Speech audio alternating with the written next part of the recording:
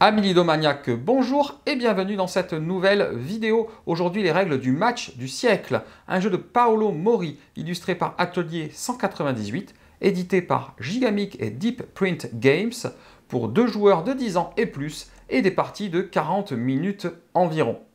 Au cours de l'été 1972, le dernier match du championnat du monde d'échecs de Reykjavik fut le théâtre du bras de fer ultime.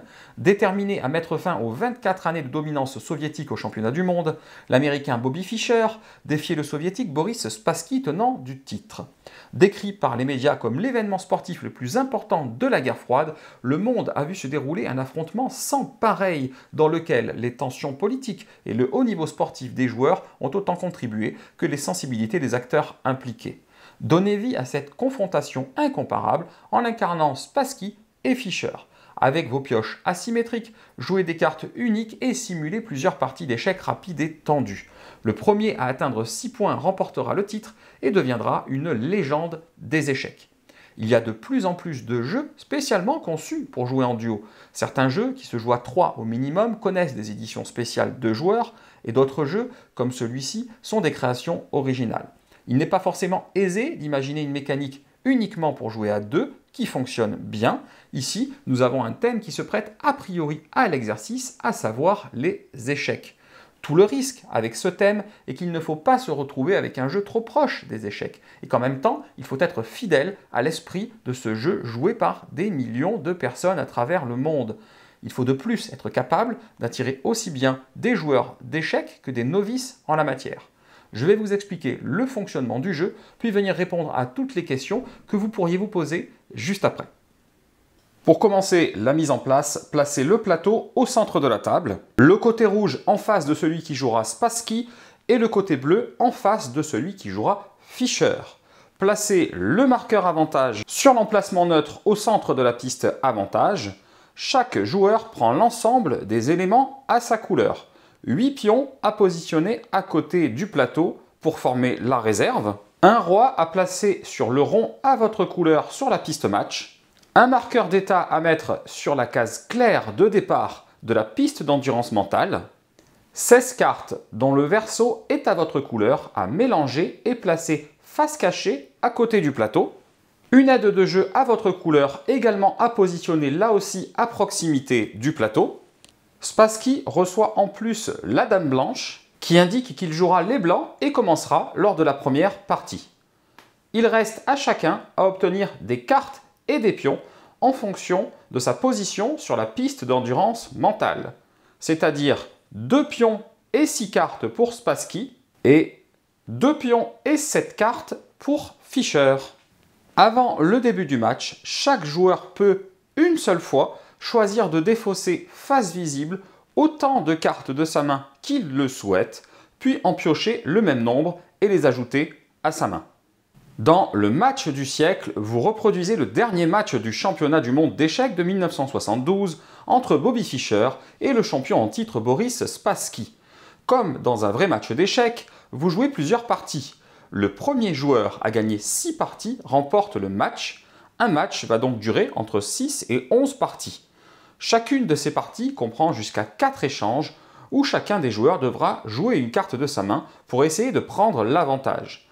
Si le marqueur se trouve de votre côté sur la piste avantage à la fin d'une partie, vous marquez un point sur la piste du match. En cas d'égalité, chacun marque un point. Chaque joueur dispose d'un jeu unique de 16 cartes. Chaque carte représente 2 des 32 pièces d'échecs et contient 2 sections distinctes. L'une sur laquelle se trouve une pièce blanche et l'autre une pièce noire. Et chaque section indique des éléments importants comme la force de la pièce, comprise entre 0 et 5, et l'effet de la pièce. La section supérieure, donc les 2 premiers tiers de la carte, correspond à la pièce principale et à son puissant effet unique.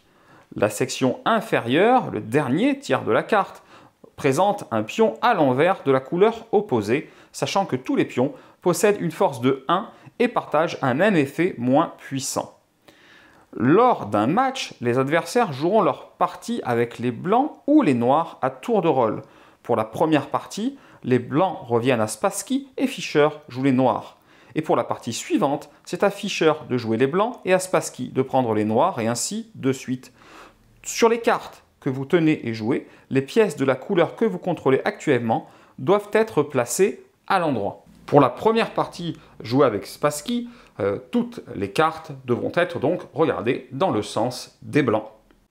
Comment se déroule une partie? C'est très simple. Chaque partie se compose d'un maximum de 4 échanges. Pour effectuer un échange, vous allez devoir suivre dans l'ordre les 7 étapes que je vais vous expliquer. On va d'abord déterminer l'initiative. Lors du premier échange de chaque partie, le joueur qui joue les blancs a l'initiative. Pour chacun des échanges suivants de cette partie, le joueur qui a remporté l'échange précédent a l'initiative. Si l'échange précédent se solde par une égalité, l'initiative revient au joueur qui ne l'avait pas précédemment. Donc en 2, si vous avez l'initiative, vous jouez une carte de votre main face visible sur une zone d'échange libre de votre côté du plateau. N'oubliez pas que la pièce de la couleur que vous contrôlez actuellement doit toujours être placée à l'endroit. Il existe 4 colonnes d'échange composées de votre zone d'échange et de celle de votre adversaire lui faisant face. Chaque colonne est associée à une valeur comprise entre 1 et 4. Cette valeur représente l'avantage dont bénéficie le joueur qui remporte cet échange. En plus de jouer une carte, vous pouvez renforcer immédiatement la pièce qui est associée en ajoutant jusqu'à 2 pions de votre réserve personnelle sur les emplacements pour pions au-dessus de la carte. Chaque emplacement peut accueillir un pion, vous ne pouvez donc pas ajouter plus de 2 pions par carte. Troisièmement, votre adversaire doit ensuite jouer une carte de sa main et la placer face visible dans la même colonne d'échange, mais de son côté du plateau. En plus de jouer une carte, il peut lui aussi ajouter des pions de sa réserve personnelle sur ces 2 emplacements pour pions. En étape 4, vous allez comparer les forces des 2 pièces, chaque pion ajoutant +1 à la force de la pièce jouée.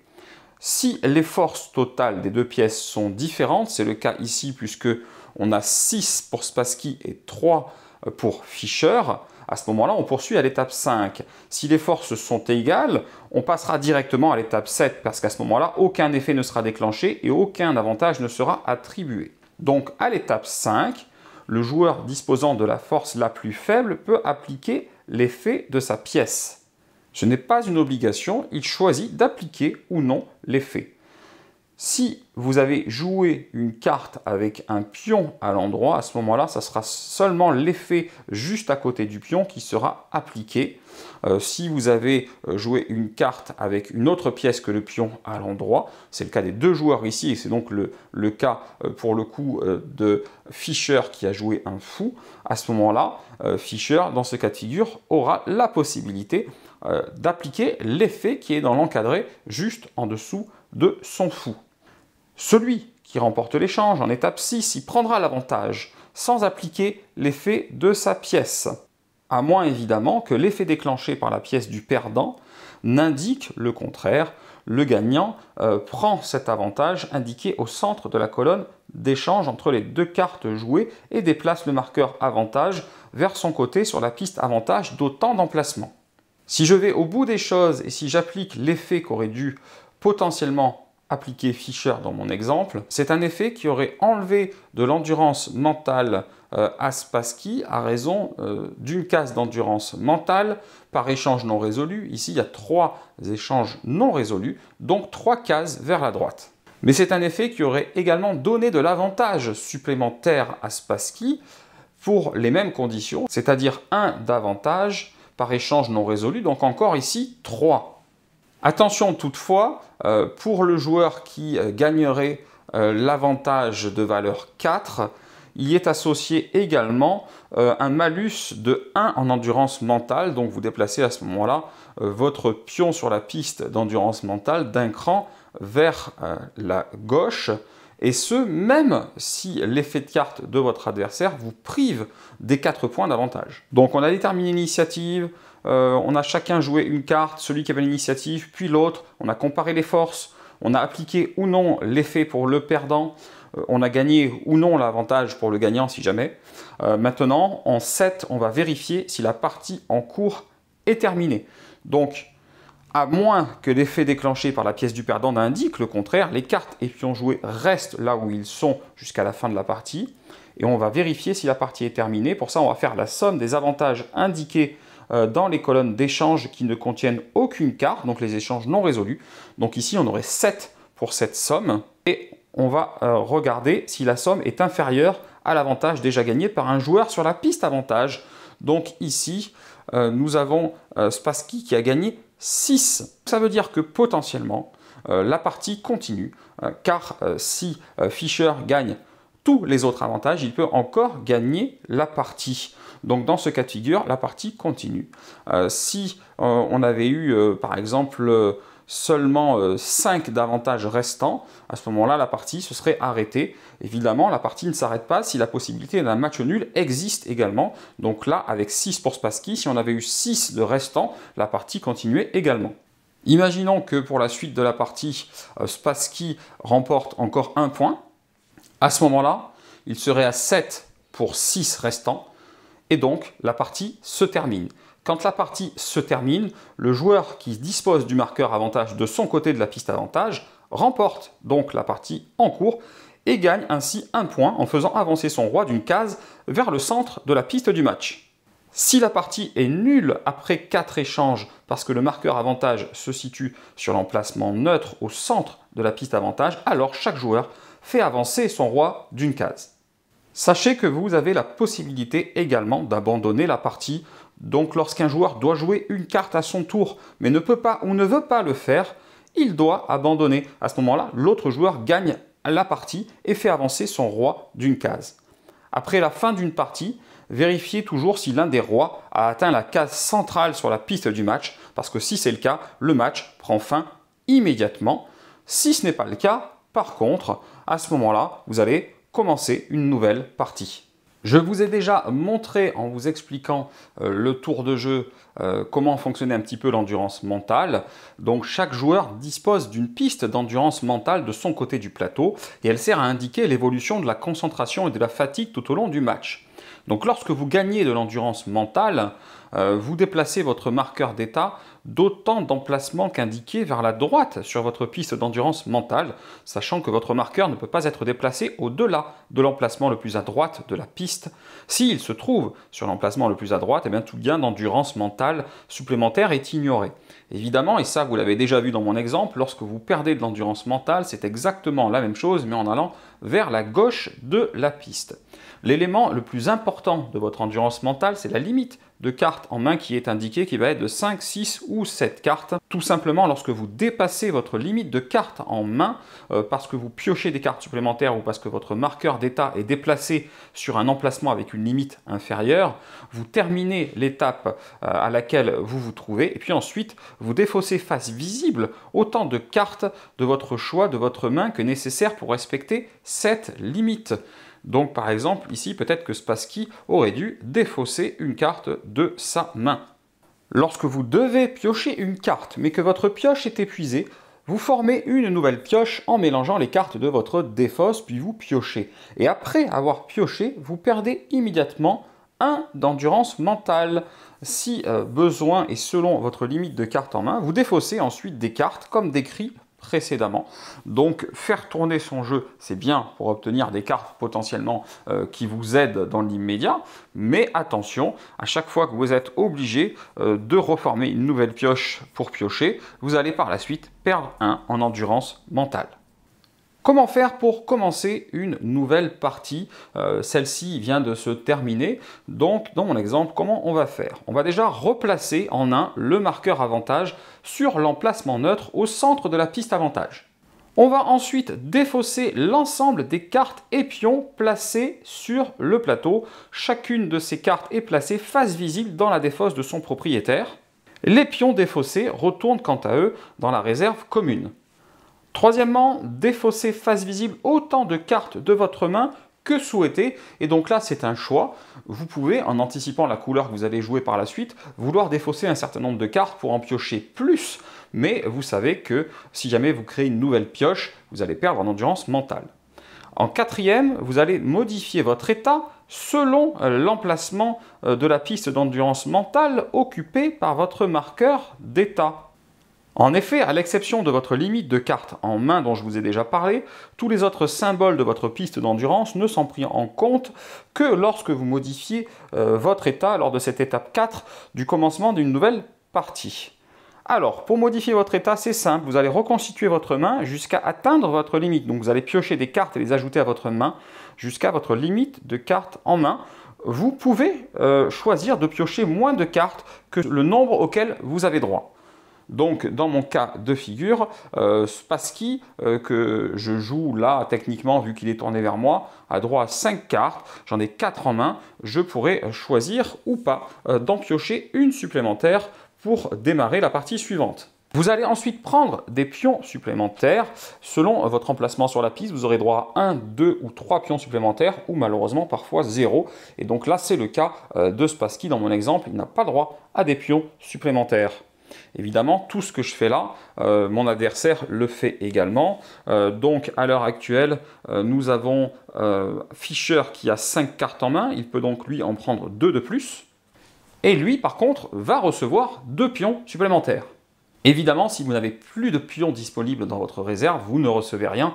Donc, à ce moment-là, vous serez amené à vouloir les jouer assez rapidement pour pouvoir de nouveau en gagner. Troisième possibilité, c'est d'avoir un avantage de départ ou, en l'occurrence, un désavantage éventuellement. Donc ça, ce sont sur les 2 cases les plus à gauche et les 2 cases les plus à droite. Sur les 2 cases les plus à gauche, c'est du négatif. Donc malheureusement, ça veut dire que votre marqueur va se déplacer vers votre adversaire d'1 ou 2 cases. Et pour les plus à droite, c'est du positif. Votre marqueur va se déplacer d'1 ou 2 cases vers vous-même. Évidemment, en cas d'avantage et de désavantage équivalents, ça va s'annuler. Si j'ai plus 1 en avantage, mais que mon adversaire a plus 1 aussi, on va rester sur la position neutre. Donc là, dans mon exemple, personne n'avait encore d'avantage ou de désavantage, mais supposons qu'avec Spassky, j'ai encore perdu 1 en endurance mentale. À ce moment-là, ça veut dire que Fischer va se retrouver avec un avantage avant même le début de la partie. Et donc vous imaginez bien que si Fischer avait été lui aussi sur l'avant-dernière case la plus basse indiquant -1 de son côté, les 2 -1 s'annulant, on serait resté sur la case neutre. Pour finir, le joueur qui n'avait pas la dame la reçoit. Et celui-ci jouera donc les blancs et commencera le premier échange de la nouvelle partie. Voilà donc les 5 étapes pour commencer une nouvelle partie. Si vous gagnez un certain nombre de cartes, que ce soit 1, 2 ou 3 cartes à piocher, vous allez tout simplement piocher au maximum ce nombre de cartes et les ajouter à votre main. Vous pouvez bien entendu choisir d'en piocher moins ou pas du tout. Si vous gagnez ou perdez de l'endurance mentale, vous allez tout simplement déplacer votre pion sur la piste d'endurance mentale d'autant d'emplacements qu'indiqué. Si vous gagnez ou perdez de l'avantage, vous-même ou votre adversaire, vous l'avez compris, vous allez déplacer le marqueur avantage du nombre d'emplacements sur la piste avantage, soit vers votre adversaire, là en l'occurrence si c'est du bleu pour Fischer, soit vers vous-même si c'est du rouge pour Spassky. Cet échange n'offre aucun avantage, signifie que le gagnant de l'échange actuel ne remporte donc aucun avantage, même s'il reste considéré comme le gagnant et a donc l'initiative pour le prochain échange s'il y en a de la partie en cours. De plus, si vous privez votre adversaire de l'avantage de niveau 4, il a quand même gagné l'échange et donc recevra quand même le -1 en santé mentale. Concernant les échanges non résolus, cela désigne une colonne d'échange du plateau qui ne contient aucune carte. Quand on vous dit de défausser, c'est l'action qui consiste à placer une carte face visible dans votre défausse. Cela peut signifier également que les pions défaussés retournent dans la réserve commune s'il s'agit de pions.